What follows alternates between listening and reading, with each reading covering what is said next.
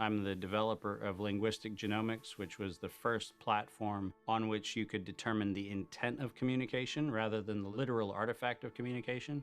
But we've also used that technology for a number of other applications in defense and intelligence and finance, and most notably, in the early 2000s, my company was responsible for bringing down what was, at the time, one of the largest tax frauds in U.S. history. We maintained a series of inquiries into every individual, every organization, and every company that is involved in anything that either blurs the line of biological and chemical weapons or crosses that line in any of 168 countries. In 1999, there were 1 million patents digitized by IBM. And those 1 million patents were the first time human innovation had been put into an electronic digital searchable format.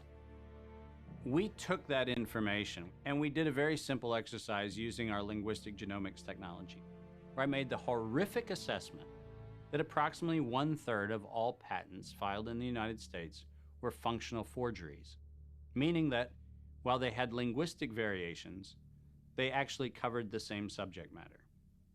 In 1999, patents on coronavirus started showing up, and thus began the rabbit trail.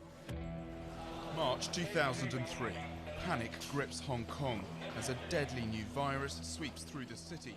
In 2003, the Center for Disease Control saw the possibility of a gold strike, and that was the coronavirus outbreak that happened in Asia.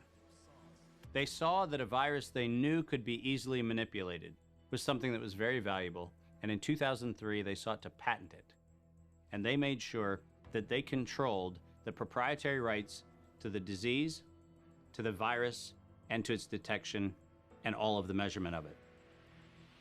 We know that Anthony Fauci, that Ralph Baric, that the Center for Disease Control, and the laundry list of people who wanted to take credit for inventing coronavirus were at the hub of this story. From 2003 to 2018, they controlled 100% of the cash flow that built the empire around the industrial complex of coronavirus. The World Health Organization has officially named the novel coronavirus the novel coronavirus outbreak. The coronavirus The World Health Organization has is a declared pandemic, an international public health emergency. While we know that the coronavirus manipulation started with Dr. Ralph Baric in 1999. The major characteristics of SARS, MERS, and SARS coronavirus 2. It's a good way for you. Ralph Baric is the researcher at the University of North Carolina, Chapel Hill, who's famous for his chimeric coronavirus research. In 2002, there was a recognition that the coronavirus was seen as an exploitable mechanism for both good and ill. On April the 25th, 2003, the U.S. Center for Disease Control filed a patent on the coronavirus transmitted to humans. Under 35 U.S. Code Section 101, nature is prohibited from being patented. Either SARS coronavirus was manufactured, therefore making a patent on it legal, or it was natural, therefore making a patent on it illegal. If it was manufactured, it was a violation of biological and chemical weapons, treaties, and laws.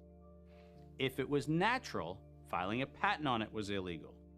In either outcome, both are illegal.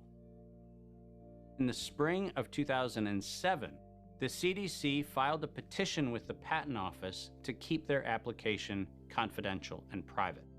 They actually filed patents on not only the virus, but they also filed patents on its detection and a kit to measure it.